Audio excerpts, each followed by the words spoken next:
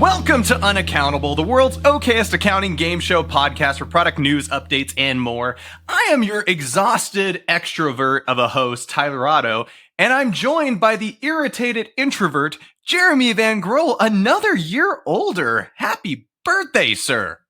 Oh, yeah, thank you. I'm just old and grumpy now, right? Just because those years don't stop, man. Yeah. Are you finally at that age where you don't like your birthday now? Like, it's just like, I don't want to see the number tick up? I've never, I've always been magnanimous about it. Like, it's a day, you're going to get older. I'm still above ground. I'm fine with it, right? I feel like when you get older, too, you can just get grumpier. And people just, like, you get more of a pass. Like, if you're an old person, you're grumpy, you're like, they probably had a rough life or something going on. You kind of get a little bit of a pass. I love it. Well, I mean, happy birthday to you. Our buddy Alyssa Lang had a birthday. One of my rock star pod leaders had a birthday. One of my favorite clients. April 16th. All you guys, like your parents waited until right after taxes. Yeah, maybe like so many people are stressed out on that tax day that like things happen, right? Like we had one of our kids, when my wife, she had the flu and was throwing up, right? And things get jostled in there. What do you know? There's babies.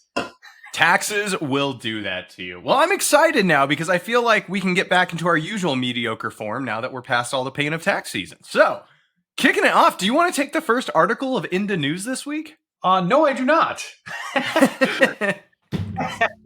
Oh, what do we got here? The first one was AI related, right? I don't know if you saw this one, but there was a survey that went out. I think it was I thought this is one by Vault, but maybe not. That it said specifically 73% of accountants are not currently using AI at all. And 35% said had no plans to use AI in the future. And like these both seemed kind of high for me. But I think it depends on how are you defining use of AI in your firm. So first of all, like what would you say? Because I know you're hip to all the cool things, Tyler.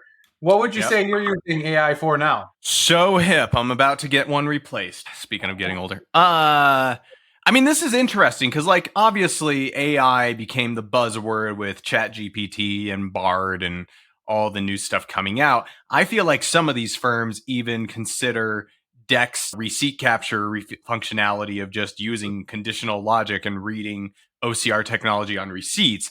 They consider that AI. My guess is that's included in this, but for me personal, like, no, I'm using a language generative system like Bard, like GPT, or, you know what, Copilot or something else that's being thrown out there. Yeah. That would be mine. But you tell me, you read the article. Yeah, right. I think that has to be included here too. And the piece that I still feel like gets thrown around too much is that like AI is going to replace the profession, right? Because even the tools out there are pretty robust and do a lot of cool things, but you still find things wrong all the time, right? So I really feel like someone is going to crack the nut and have an AI-centric firm and that everything's going to be done by a robot, whatnot, and it is not going to be as good as if you have a competent human. We do not fall under that category, but a competent human actually going through and reviewing things and making sure it's accurate, because there's always changes in things. There's always just differences that you need to know and have to adjust accordingly. I feel like with a human brain. No, and the other thing too, and I don't remember what I've ranted to my team, to my wife, to UnAccountable, so I apologize if this is a rant I've had before, but like, again, everyone said the electronic spreadsheet was going to replace accountants. All it did was make our customers ask more questions. And yes, I in Excel can do the work of 65 employees back in the 1980s right now, but that just means my clients ask more questions and I can produce more answers. I think if our capabilities go up to produce more work, the demands for more work are just going to go up. It's all going to be met. And maybe, yes, it's more technical expertise that's needed, but I don't think, no. It's not replacing us. It's going to make us have to evolve, and that's it. So what this tells me, your article is 35% of firms have no plans of adopting. 35% of firms are planning to go out of business in the next 10 years. Yeah, absolutely. If you don't stay current, right, you're gone. And what you just said remind me of like the politician argument with AI is like all these new jobs are going to get created to replace these old jobs, but you know that like 65-year-old number cruncher on the green spreadsheet is going to be the one out there creating AI tools out for the firm. Like, yeah, that's a little bit of a stretch, right? Yeah. No, I mean, when the assembly line was created for cars, people had to learn to fix the machines that created cars instead of assembling them themselves. But people still make a living in the automotive industry. People are still going to make a living in accounting. Yeah. And did you, I read something that like Henry Ford and that process, like that created the weekend of the work week, right? Because he only wanted to work 5 days so that somebody would have time to need a vehicle to go do other things. So he implemented the 5-day, 40-hour work week. So, Jeremy, are you going on record right now to say AI will produce the 3-day weekend? Ooh, I am not going on the record for this. I like where that thought is coming from. No. Great article, great find. One other article I want to bring up. I don't know if you saw this one from the Journal of Accountancy, but CPA licensure program off to a, quote, promising start. And the AI CPA is releasing a program called the Experience, Learn, and Earn program, which is trying to help graduates get their final 30 hours, earn the required academic credits for CPA licensure. And I thought this was an interesting headline. I'm like, oh, the AI CPA is doing something to like help get more candidates in. It says 38 students are enrolled in the program, and the program is intended to offer a flexible, affordable way for accounting graduates to get their CPA licensure. They are enrolled in online classes through Tulane University's School of Professional Achievement, and their firms can sponsor them to do these classes. Now, Jeremy, isn't this what firms have already been doing? They just hire recent graduates and pay for them to finish their schooling and get their CPA? Like, did the AI CPA think they invented something here? And why only 38 students? They're like, well, that's what we can invest in to get new CPAs. Like, am I missing something here? Well, first of all, go Tulane Green Wave. Yay! Go. Yeah, that to me doesn't sound like a groundbreaking program that started there either, right? And I agree, like the number that's out there, I thought when you were going to go there, it'd be like, oh, there's 500 students that are going in there. Like, oh, those 38, now that accountant shortage, we're just going to erase that off the books right now. They're all coming. If a client came to me and said, hey, we're going to do like a new process and we're going to try it out and we're thinking of a sample size of 38, I'm like, no, that is not big enough to get good data. Like, I would tell them, like, try more, because 38 is a bad sample set size. This just, I would love to see more. And it's almost like, you know, a guy showing up to a lighthouse to brag that he made fire while the lighthouse is up there. Ooh, I think we need the I have made fire clip in here from the Wilson movie that I can't remember. Yeah. Castaway. I have made fire! Yeah, I agree. But then are we being too critical? Because at least they're trying something. Even if they're not like creating the wheel here or inventing the wheel, like the more that we would have these opportunities out there, the more people get out there. I don't know. I don't think we're being too critical. I think this is them trying to say, hey, look, we're doing something when they've done less than the bare minimum. But they're just trying to point that, like, okay, yeah, we let firms pay for employees to get stuff and we're going to claim it through us because we connected those firms with Tulane. At least that's what I'm gleaning from this. Maybe I'm wrong. Maybe Tulane came to them too and they're just trying to steal the thunder. Like, hey, we want to partner with you. In that case, this is a brilliant Tulane story. Yes, I love it. All right, well, let's get into our first activity today. I'm excited about this one, nearly as excited as I was about the rock star or accounting star. This one, we're going to do some more pop culture here, and I've labeled this one the Account-emy award goes to. And today we are going to look at famous accountants, either on the big or small screen, and test your knowledge of said people. Are you ready, sir? I'm intrigued. Don't think I'm ready. Well, hey, let's do it. Let's do it. So I'm going to give you the character name in the TV show or the movie, and you have to tell me what movie or TV show it is. If you get it from the character name, I'm going to give you 2 points. Then I'm going to tell you the actor or actress's real name for 1 point. And then I'm going to just give it to you and you get 0. I'm glad we have accounting merit questions for later in the show because no one's getting a CPE for this part. Oh, yeah. There should be some in here. This is important knowledge. Come on, man. Okay, good. Right. First one, Christian Wolf. Is this Ben Affleck's character in The Accountant? Yeah, it is. And I haven't seen that yet. And I feel like I'm the worst accountant ever. It's always been out there, and I'm like, oh, I got to watch it. And I haven't yet. Mrs. Rice, you may have what the IRS calls a home-based business. Yeah, no, it's a good one. Anna Kendrick is fun. I think she's the whistleblower, Anna Kendrick. And what's his name from The Walking Dead? Yeah, it's good. I'd go watch it. I mean, you're not going to learn anything about accounting, folks, but go watch it. Especially since there's some kind of mob tie into it, and like mob movies are my thing, man. So yeah, I'm gonna go do that. I think they announced there's a sequel coming too. Yeah, so I was just gonna go there. It's like, yeah, they're gonna start production on an Accountant 2 this year to hopefully be out in 2025. So put that on. Sorry, I'm ruining your thunder. I don't have thunder, you know that. I'm all lightning. All right, number 2, Louis Tully. Tully was like Game of Thrones. I don't know. I don't know if there was an accountant. I don't even think Louis was his first name. I just don't know another Tully. And it was Master of Coin. All right. So the actor was Rick Moranis. Moranis. Was he like an... is this Ghostbusters? Yeah, Ghostbusters. I am the keymaster. Are you the gatekeeper? I feel like I am the gatekeeper. We're the Ghostbusters. Who does your taxes?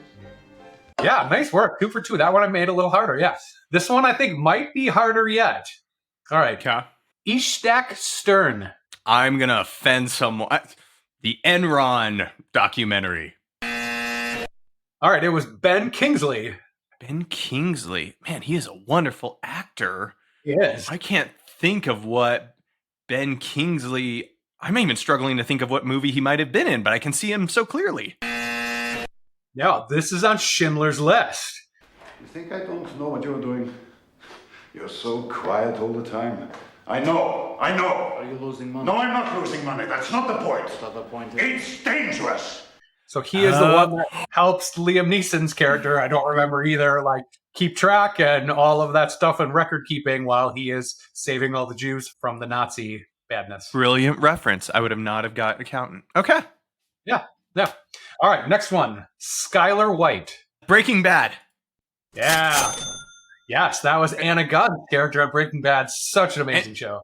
And she even advertised herself technically as the bookkeeper when she does that whole scene about Quicken. Yeah, we manage the whole company in Quicken. When I input everything into the Quicken, nothing flashed red, so that's got to mean it's okay, right? Quicken. Mm-hmm. You used Quicken to manage books for a business this size. I did. Yeah, that is like, if you haven't seen that as an accountant, I love it because she like immediately goes to, how can I make this just the worst case of accounting incompetence possible to avoid this whole mess that there was. I think the owner was skimming money off the books or whatever. Actually, you should go watch that entire season because, like, if you want an example of how money laundering is done, which I am advertising this as a way how to avoid it, folks, how to spot it so your clients don't do it. But, like, they even, like, we should have a laser tag place. And she points out why it's a bad idea and why you need a cash-based business, that it's hard to track sales. And they even show her fake running stuff into the register. Like, that show was so brilliantly done. It's like, that would actually work to launder money. Yeah, and good save there that we are advocating on how not to do this. Right? Yep. Love it. All right. Next one, Norm Peterson. Was Norm Cheers? Was he an accountant? Okay. I didn't know that either until I started looking at this. I was like, Norm! Evening, everybody. Norman? I didn't know that. What other Norm is there? Right. Okay. Yeah. Other than Norm Macdonald. A frog goes into a bank to get a loan. Imagine. But that's not a character, right? No. So, nice work. 4 for 5 so far. Pretty good. 4.5. We'll take that. Andy Dufresne. Andy Dufresne. Oh, The Firm. Nope. All right. So the actor is Tim Robbins. Tim Robbins. Still no idea. This is my favorite movie of all time, The Shawshank Redemption. The following April, Andy did tax returns for half the guards at Shawshank. Year after that, he did them all, including the wardens. Where he is the bank accountant. that is wrongfully put in jail and then uses his brilliant accounting and banking mind to do all sorts of shady scams and then stick to the man at the end. That's brilliant. Yeah, great reference. I'm actually upset with myself on that one. Mom, I know you're listening. I'm sorry. You failed me.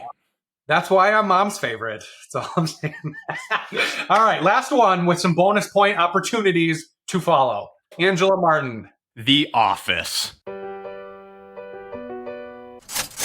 Bonus points. There are 3 people in the accounting department most of the time in that show, and I'm not a huge Office guy, but I watch a lot of clips. Do you know the actress's name for extra bonus point that played Angela Martin? If you gave me like a list of 3, I would be like, yeah, it's that one. But no, I don't got it. All right, Angela Kinsey. Kinsey. 4 extra bonus points out there. Can you name the 2 other characters and the actors that played them as regulars in the accounting world in The Office? Well, I looked through all the budgets, and there is one department. Yes. That has 3 people. Yeah. Doing the work that could be done by 2. This is great. Oh. Yeah. Oh. I mean, I can tell you it's Kevin Malone and Oscar. I don't remember Oscar's last name, but no, I cannot give you the actors' names. No, that's good. This surprised me is Oscar Numez, I think is his name on the show, and the actor's name is Oscar Martinez. So both Angela and Oscar got their own name. Like, was that written before they got the part, or just like, I like your name, we're going to keep that? I bet not, because Creed is also Creed. Creed Bratton has never declared bankruptcy. When Creed Bratton gets in trouble, he transfers his debt to William Charles Schneider. Oh. Or are they just like bad actors where if you call me a different name, I won't be able to answer it because I won't know. Could be. Yeah. Last one, Kevin, is Brian Baumgartner. I had to watch the scene. I hadn't seen forever, but where he talks about a Clevin, a mistake and a Clevin. The number? It's his magic number. He used to use it to balance his accounts. He used to call it a Clevin. He told Dwight, a mistake plus Clevin gets you home by 7. He was home by 4:45 that day. Let's not do that either. Can we advocate against that? Don't make up numbers. I feel like I'm going to go through into all my clients' accounts and change the line reconciliation discrepancies to say Clevin. Yeah, I would love that. Like, who catches it and gets the joke? And that would be something I would do too. Like, wait, you did this say Clevin? What is that? Oh, love it. All right, nice work. I think you got most of those. I didn't keep track of points as usual. Well done, sir. Thank you. Well, Jeremy, with that sound, it is halftime, the time when we head over to the benches and take a bite out of an app for our snack. And today, we're talking Avalara. Avalara? I actually don't know. I don't know either. I think I've said it both ways, just trying to like pretend I know. Yeah, even when I was on with the rep, like meeting about their software for the first time, I swear she said it both ways. I'm still not positive. It's like, is Keeper's color purple? I still don't know. It's purple or blue. You tell me. Is it like the dress where if you look at it the wrong way, it might be purple or might be yellow or gray or whatever? Nope, that's exactly it. But for those of our listeners who aren't familiar with Avalara, we're going to go with Aura for now. Avalara. It's a software that basically, if you don't like sales tax, if you don't want to play in that space and you want someone else to take care of the compliance and everything else for you, enter Avalara. It's basically for those of you that use a good payroll software like OnPay, Gusto, maybe Paychecks, maybe ADP, and they take care of the compliance stuff for you to make sure, you know, it's like bowling within bumpers. You can't have a gutter ball. You're going to stay right within the lines of compliance. That's what Avalara is for you, is to make sure that you don't mess anything up. Jeremy, have you played with this at all? I know like you have some really weird occasional times you nonprofits touch sales tax. Yeah, we haven't. I have one specific client that does a lot of complicated things. They're in the like natural landscaping world, and sometimes they like buy plants and resell them. And is that a fundraising activity, or are they doing that? And they also have like some memberships and like, I'm going to certify your garden as all natural, whatever. And right now we're in that space where it's like, well, we may have some tax concerns here, but I know we looked at Avalara briefly, but then saw the price tag, and I don't know if they published that, but it wasn't cheap. But like, nope. If making mistakes in sales tax and paying penalties on that, also not cheap. Yeah. No, I mean, it's as with all things, you can always do it cheaper by doing it yourself, but do you have the time and the brain space to stay on top of it and do it yourself? That is the great question. Avalar, they have their base program, Avatax, which, if you have a client, we have one who they're helping build hotels all over the US. And, those triggers from most states, it's once you're over 100 transactions or $100,000 in income, you trigger Nexus, and then you've got to be registered with that state and remit taxes. And like this client, one of their bills to their customers, to their vendors, it was like a $70,000 interior design just for one project. They do one more in that state, they're triggering Nexus. And so, being able to turn on a software like this, where it's just like, all right, they're going to monitor every invoice. And the moment that client hits 80% of the threshold, the little map of the US is going to highlight that state and be like, hey, red flag. Oh, not red flag, yellow flag, because we're not quite there, but you're approaching it. And maybe we should get ahead of this, or red flag, you're over it. Let's get you registered with the state. And you can tell Avalara, hey, pay the, $350, $400 to register me in that state, get everything set up. Like, yeah, of course you can do it cheaper, but they'll just take care of it for you and make sure everything's right, remit payments. It's absolutely a great solution if you have a client with high volume and particularly high dollar, because it does cost money. They don't publish their prices. And if you ask them, it's always client specific because it's number of transactions or it's based off volume, but it's definitely a good service to look into. Also, Jeremy, have you ever seen their partner program? No, I have not. Ooh. So Avalar has a partner program, which we all love. I know I love Gusto when I see that, hundreds and hundreds of dollars show up in my bank account every month, just saying, hey, thank you for putting your clients on here. Yeah. Avalar is somewhat the same way, where they have different tiers. And as you climb up in the tiers, you can get more. I think when you start, every client you get on there, you get like 10% of that client's revenue for the first year. And then it climbs year over year. And then they also differentiate like new clients versus existing clients that add services, because then you get a smaller percentage of, internal clients that convert. So there's this whole structure. If you meet with their team, they'll set you up. It's free to become a partner. So it's like, what do you got to lose to investigate it and get signed up? And then you have it as a tool in your toolbox when you're ready to go live. Because to be honest, a lot of these softwares I use with my clients, I didn't sign up for them right away. I played with them like, oh, I'll sign up. And then the moment I needed to go with that software for one of my clients, I could just turn it on and run. Yeah, right. And first of all, like the partner program, why not? You're absolutely right. If you're going to have it, and might as well sign up, get a little kickback on it, and don't feel bad about it either, because Avalar is doing fine, I'm sure. And just the way you talked about that, I'm sure they have some very complicated Salesforce database where it's like, this is a new client, this is an existing one, and they added this service, and Tyler should get this amount of money. To see beautiful mind numbers going through all of that. I love it. Yeah, and I think you're exactly right too. Like, do you want to do this? So like, even now when we're hiring employees in other states, right? I have been doing that historically. And have I screwed it up once or twice? Yes. Why was that a pain in the butt that now you got to call them and, hey, this wasn't right, and whatever else. If you can get an expert to do that, absolutely do it every time. And the one thing I will say is when I talked with at least the Avalara expert I was talking to, you basically said right there, like when you're setting employees up in state, I'm sure you did that with Gusto or CorpNet or something. Avalara does that for sales tax. They have, according to the rep I spoke with, they shy away from anything to do with payroll. Even though when you register with the state, like if you're in there doing sales tax, might as well just click that little button for withholding as well. But apparently they shy away from that. So who knows? Really though, here's my opinion on partner programs, Jeremy. If you go to my company's website and go to preferred partners, all the softwares I like as solutions are listed there with my links to sign up through me. Worst case scenario, sign up for the partner program, put it on your website. And if you're ever talking to a client that even doesn't sign with you, but they have tax needs, you can be like, hey, just go to my website, click on the link, boom, residual revenue off a client you didn't even sign. Yeah, absolutely. Why not? That's super small time. And that's why I have my Etsy shop still open, Tyler, because like, put it out there and I'll get $5 someday, right? And you do put out there. Sorry, go on. That was racy for you. I like it. One other thing, I had somebody talking to them. They actually called me to do a reference for an ADP that they were thinking about going on ADP for payroll. And I had good and bad thoughts, and I'm very honest with this. But then they also said that they liked not having the payroll partner provide the remittance into the states and federal, because they want to hang on to that money and they want the float, not having the partner company get the float. Does that, like, I feel like the gain versus the effort there is not not the worth right it. way to do that. Yeah, I agree. Like, unless you, like, your payroll is a ton of money and you're getting a good percent on that, like, I want them to take care of all that.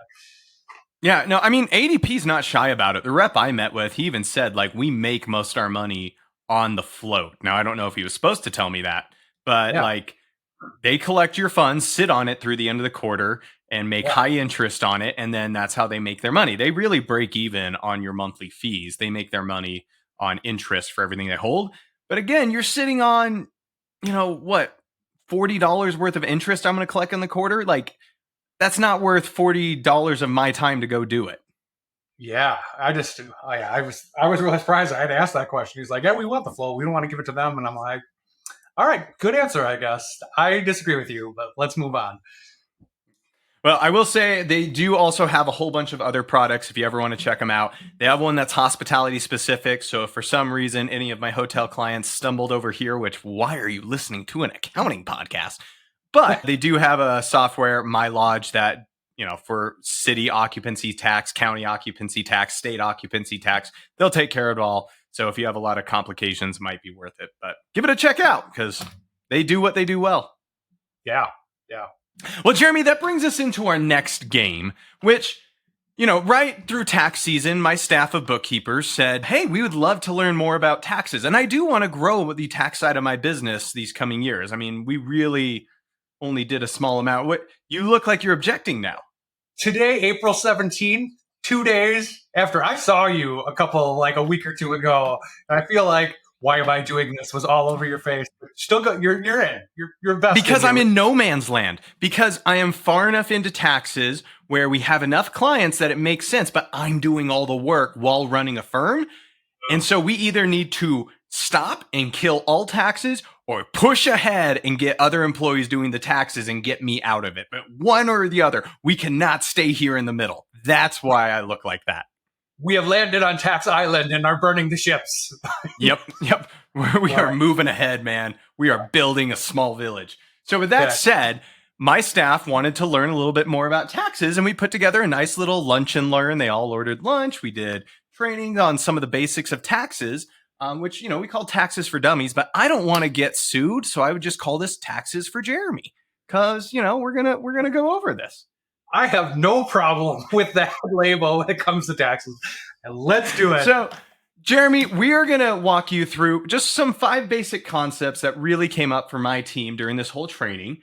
And some of it might be a little elementary, but good things to know. But I'm going to take it easy on you because, like all the tests you did in the school, this is a multiple choice. Get your Scantron out.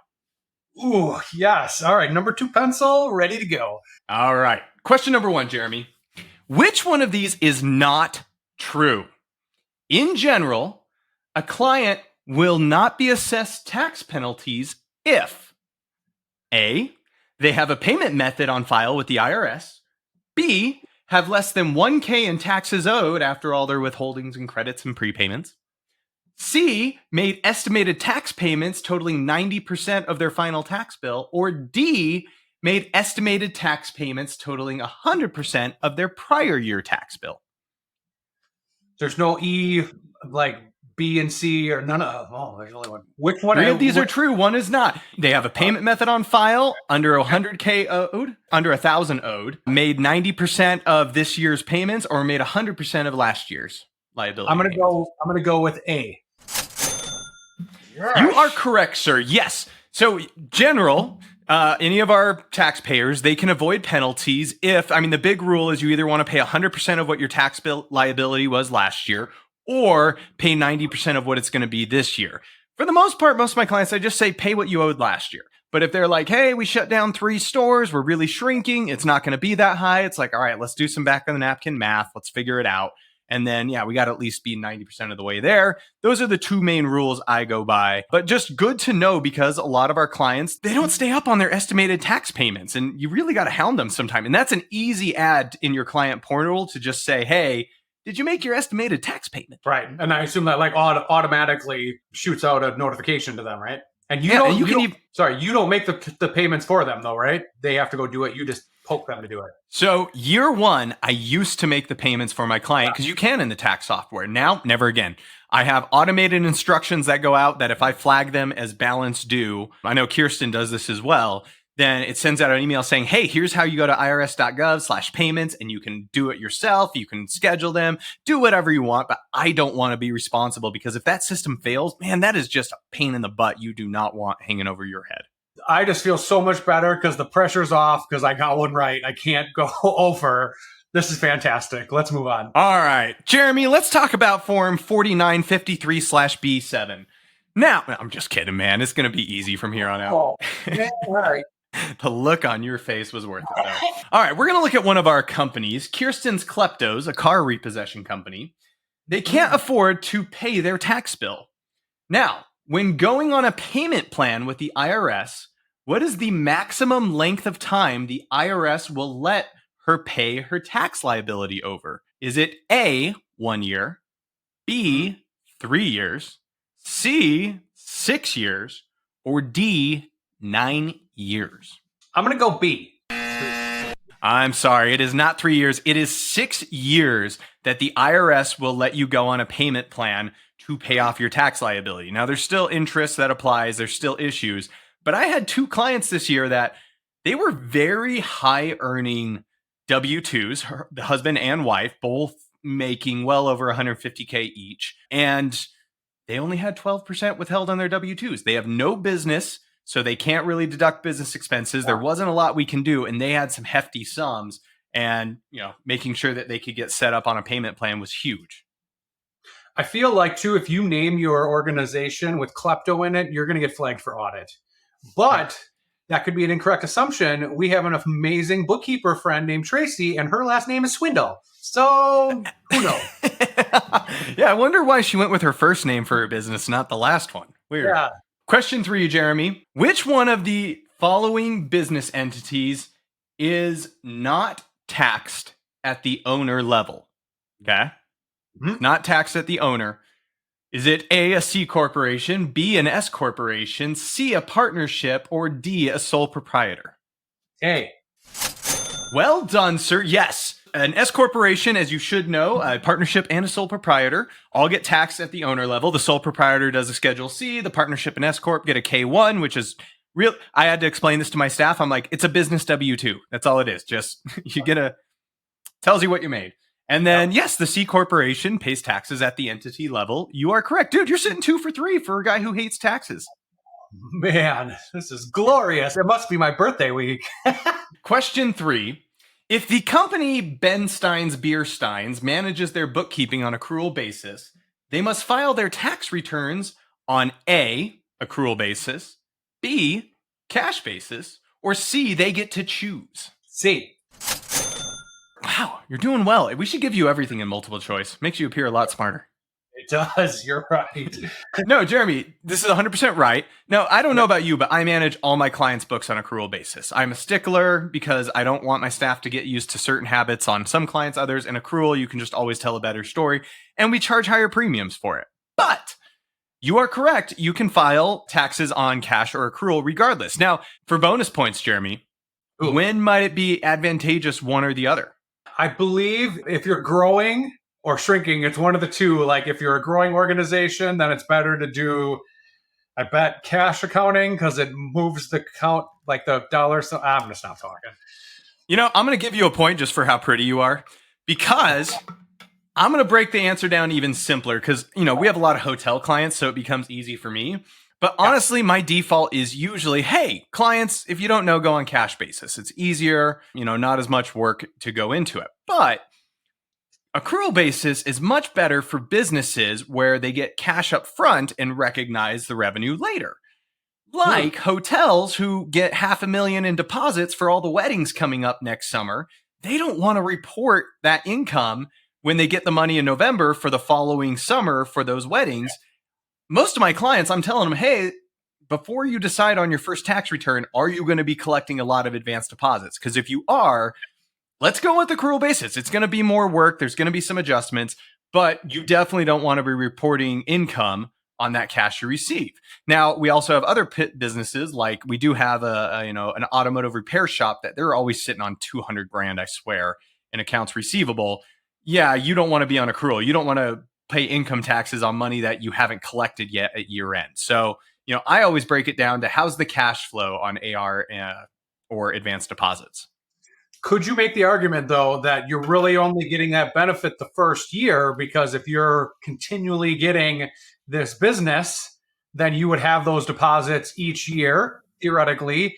And just to try to make it look like I wasn't Happy Gilmore trying to explain business ethics previously, if you're growing, then that amount next year would be higher. So then you would still want to go on accrual as well. You could make that argument, but no, in my opinion, you always want to be stealing from next year, right? You want to be pushing the tax liability next year, because if I can steal that money that I would have paid this year in taxes and bring it forward, I can reinvest that money in the business, make interest, grow the business, produce more cash. It's always that theory of, yes, you're paying the same amount of taxes over the life of the business.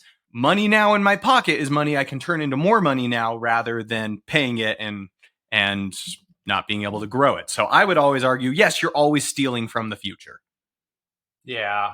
And I realized it was Billy Madison, so now everyone is now dumber. Listen to me. Damn it. You got your Adam Sandler's mixed up there. That was amazing. Crap. All right. Number 5. Luckily, you got the question right. All right, last question. Jackie's Jackrabbits, a bunny breeding farm, made a big mistake on her tax return this year. Which of these was the mistake? Though married, she filed separately from her husband. B, she took advantage of the Augusta rule and took the home office deduction. Or C, she claimed business charitable contributions that were 9% of her taxable income. I should probably even know this one, but I'm going to go with C. B? I'm sorry. B was the right answer. Yes. So, I mean, first, let's go back to charitable contributions. So this is an interesting to talk of, because it always comes up with some of my clients that are the charitable type. Other ones are stingy jerks, and I won't even get into them. But the ones that are always giving to charitable, they often ask me like, hey, should I continue to give this through my personal account or through the business? The rule is your charitable contributions can't exceed 10% of your net income.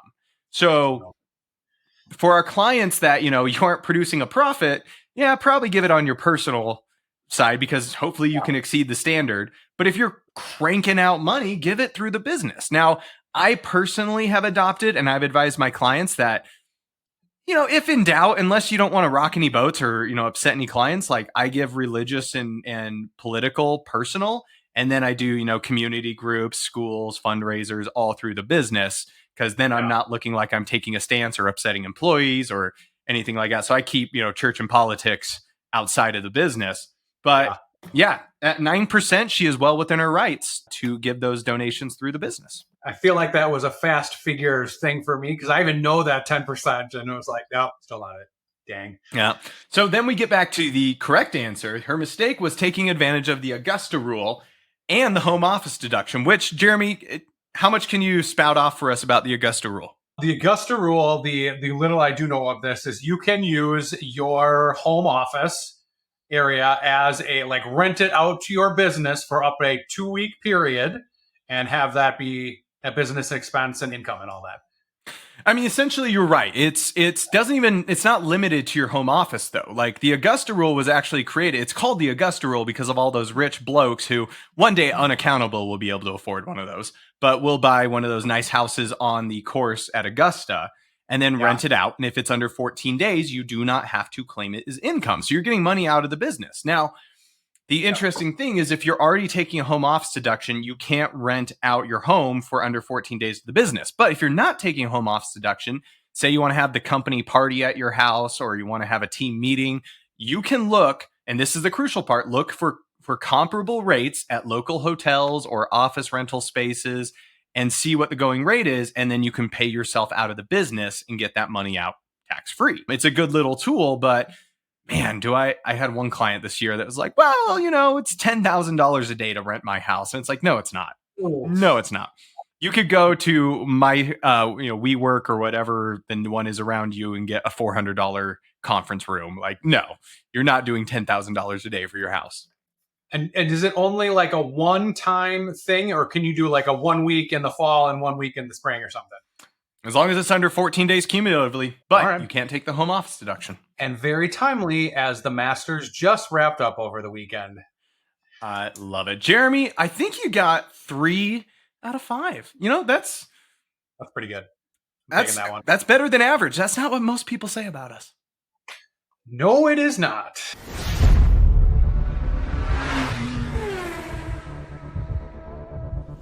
Welcome to Fast Figures.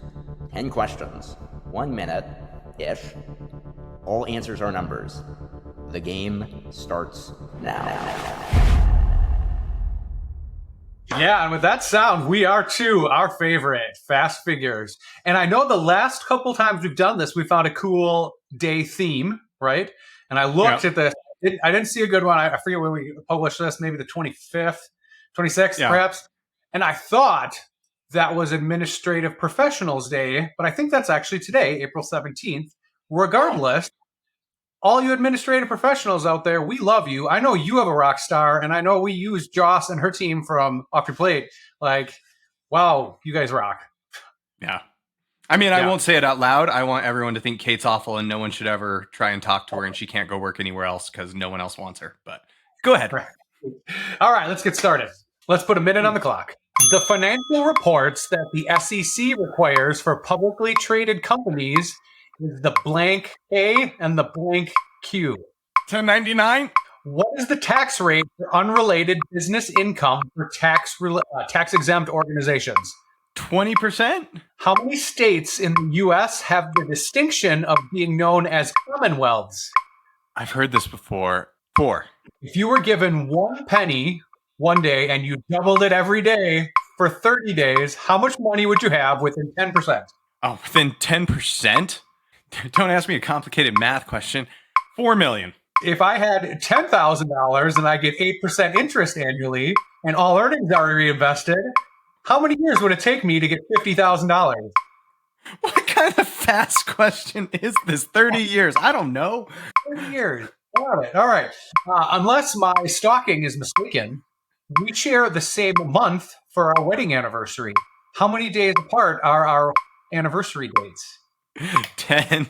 Within 0.5%, what is the federal funds rate right now?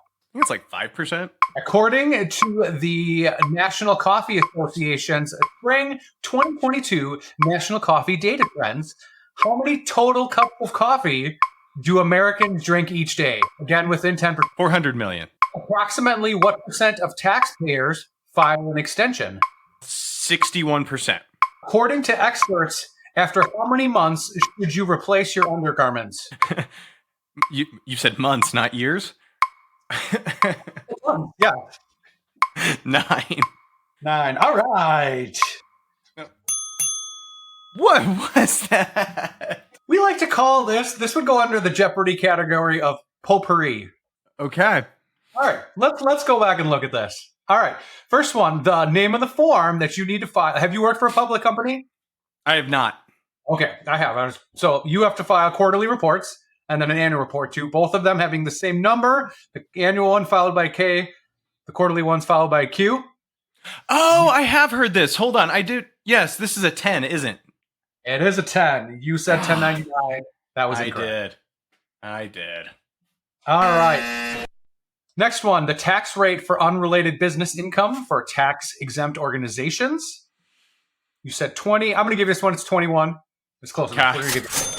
We know some ridiculous questions out here. So what I want to just like dissect this one a little bit, because I think I have one of our first ones that we're going to have to start working with unrelated business income and remit taxes and do all the things with that. Give you some examples. Are these unrelated business income taxable items or not? So buying and selling multiple real estate properties. Yes. Correct. Rental income. No. Typically, no. Correct. Investment gains. Yes. No, that is not. So, like, they have endowments and things that are set up, and all the gains on that is not a taxable event. Private loan. No. Yes. If you're doing private loans, multiple loans, that's yes. 2 more. Dividends. No. I'm just going to go with no now. Yeah, we're going to go with no. And then gaming activities. Like gambling? Oh, we like to call those gaming activities in the nonprofit. Okay, I'm going to go with yes if that's what it's talking about. This one was a trick one. It depends, right? It like really depends how you set it up and how your organization is structured and all of that. If you're doing a fundraiser as a bingo night, no. If you have like a casino in the back of the church that's running out the blue chip high rollers, you're probably going to get taxed on that income. So. Wait, there's churches we can gamble in the back? Oh, yeah, you're in Utah. I didn't say anything. You don't know anything about this. Okay, never mind. My bad. I was actually reading an article on this because I had to do some research on it, and I love it. And there's so many of the like either nonprofits, and I don't know if you get this in the hotel world, but hey, you have this, and you have this unrelated big business income, and you have this restricted grant, and all that. Be sure to set up a separate bank account to track that. And it drives me crazy because we have clients that are like, wait, no, this is restricted, or we're going to have to pay tax. We need to put that in a separate bank account. And I'm like, or I could just split it out in the accounting software and you'll exactly know what's in there at any point in time. And you can leave it where it is. And we don't have to go through the rigmarole, right? Man, the only time I'm ever a proponent of that is like if they are kind of strapped for cash, that money may get spent. But if you have decent liquidity, like please, let's not jump through some more hoops for that. All right. Next one. How many states in the U.S. have a distinction as a commonwealth? You said 4? That is correct. I knew it was a smaller number. I've heard this trivia question somewhere else before, and I don't even remember why. So not only did you get it right, you're calling me uncreative. I appreciate that. All right. Can you name them? Virginia. Yep. Delaware? Incorrect. 2 more guesses, then we're going to move on. The Bahamas? Oh, incorrect. I don't know. And Dallas. No. The other ones are Kentucky, Massachusetts, and Pennsylvania. And I think this was like when we were still part of Her Majesty's country, that people, when they came their own state, they had their own commonwealth. They felt that separated them further from being under the monarchy. All right. Now we're doing, because you're such a smart guy, some compound math questions. Yeah, because this went well. Yeah. So if you're given a penny day a penny on the first day, and you double it and get 2 pennies the second day and get 4 the third day, in 30 days, how much would you have? And again, 10% cushion, which is a lot here. You said 4 million. Not bad. 5.4 million. Still not within 10% though. I just remember the whole riddle, like you give someone a penny a day, double it, or $1 million. It was like day 28 where you exceed it. And so that's where I was like 28. So 29 is 2 million. And then I just said 4 million, double that again. Yeah. Yeah. No, it was probably, you're still gonna be closer on these than I would get. I'm going to put that out there. What does that really say? All right. $10,000 invested at 8% with compound interest. How many years to get to $50,000 to quintuple your money? Said 30. It is just under 21 years. 20 years. Yeah. Just some investing. Like put it out there, let it compound. Enjoy the fruits of that later in life. So where are you putting your money? You're getting 8% right now, Jeremy.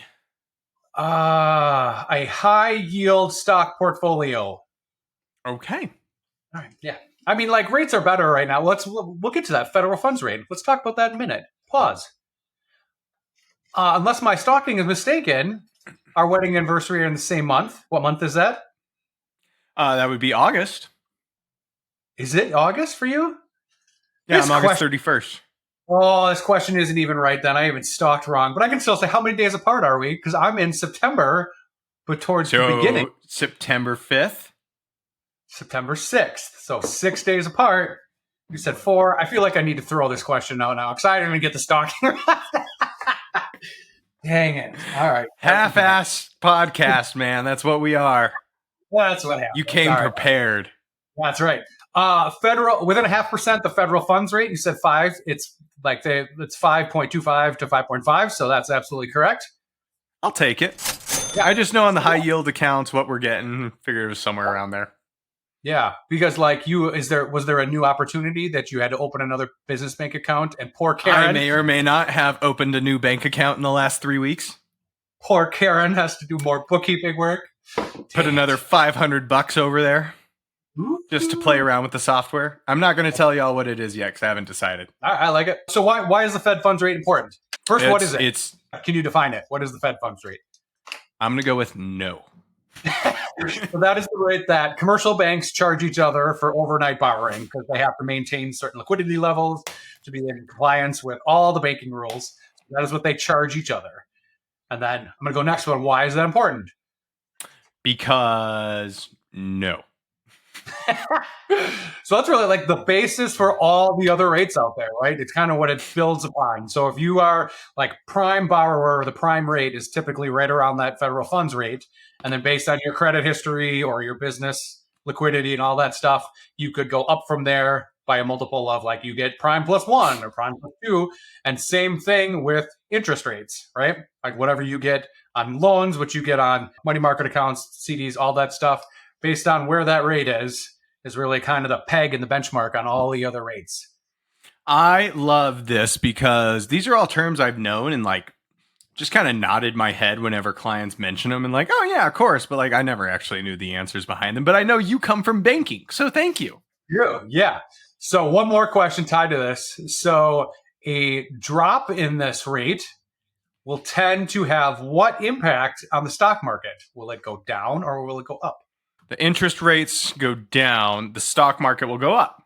Yeah, absolutely correct. So if you think about it, when those rates go down, where they think about it is most companies aren't investing a bunch of cash to get a return. They want to borrow money to expand, to leverage that and invest in their organization. So as that borrowing rate gets lower, then they feel like more people will borrow this or more companies, they'll make more investments. Future of the company should be better, et cetera, et cetera. All right. So one of the things. All right. I feel like I'm smart adjacent. Now you know how I feel. All right. The National Coffee Association. How many total cups of coffee do Americans drink each day? I went with 400 million because I'm like, there's 330 million Americans. And I'm like, it's more than 1 cup of coffee per person because I drink like 7. Yeah. So, I went with like what's a little higher multiple than 1 because, I make up for my kids, not drinking coffee. So, yeah, 400 billion. You don't feed your kids coffee? What? No.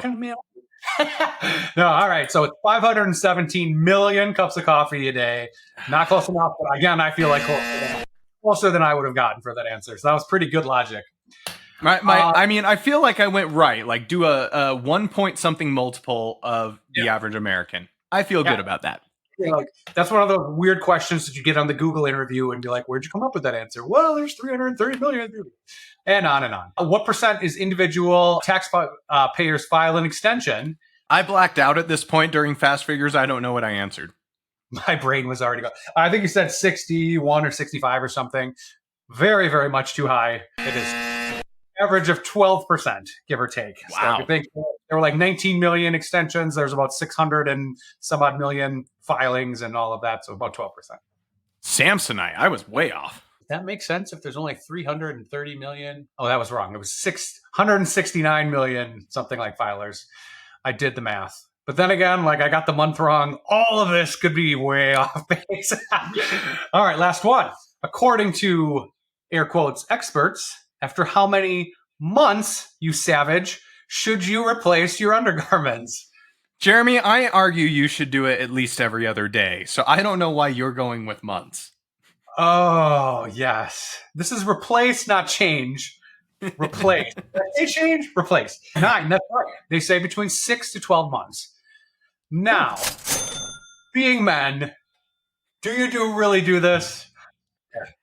We have a running joke in my house because, man, I'm going to really make myself seem desirable here. But, after we got married, I told my wife, I'm like, oh, you're changing the bed sheets already again. She goes, well, yeah, it's been, a couple of weeks. I'm like, oh, I just did that every semester in college. So now whenever I see her change, I'm like, oh, it's a new semester. So yeah, to answer you, Jeremy, no. 9 months, come on. Where's the frugality in that? Pay for quality and it'll last longer. I agree. I feel like that too. Like it's almost got to be disintegrating before you would place that. But I saw this and it made me laugh. And then it said, what you can do with your old undergarments to not get them to fill up our landfills. So some of the options that they provided here is donating them to an organization that recycles textiles. I don't like that. Who's buying stuff from that organization when you're like, hey, we recycle undergarments? I'm not going to buy anything from them. I need to have some disclosure on that organization because I'm not going there. Some brands will take back your old underwear and repurpose them. I feel like that's CA gross. Yep. I'm not with that one. This one, use them as cleaning rags around the house, just not in the kitchen. What? Like my underwear that have had months or years on them? No. Like maybe if you always wear gloves and like use them to change your oil and use it as an oil rag, maybe. Okay. But like clean them around the house? No, I'm not doing that one. And the next one would maybe my favorite. Men's boxers can be knotted into ropes for your dog to use as a tug toy. Please tie a knot in your underpants and put it in your living room so your dog can have it and carry it all around the house. And then come and lick you with their mouth. You know what I will say, though? I grew up in a family where we raised search and rescue dogs. So I feel like doing that actually might be helpful practice because later on you're like, you need something for scent. What works better than that?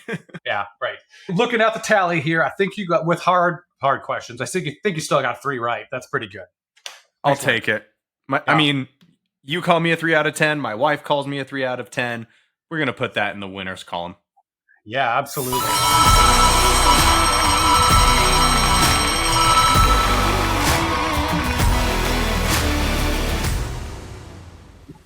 And you know what that sound means?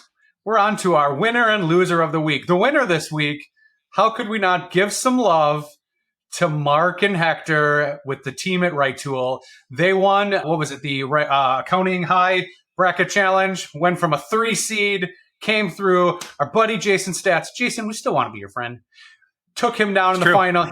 He goes down in the final 2 years in a row. But congrats to the whole RightTool team. Well deserved. You know what I really feel like? First of all, Accounting High did it well this year. I'm not going to lie. When you and I started this podcast, I wanted to do our own March Madness thing. And then I saw what they were doing. I'm like, yeah, I didn't even think of anything that cool. So I'm almost annoyed at how well they did this and rolled it out because I wish I would have had the idea.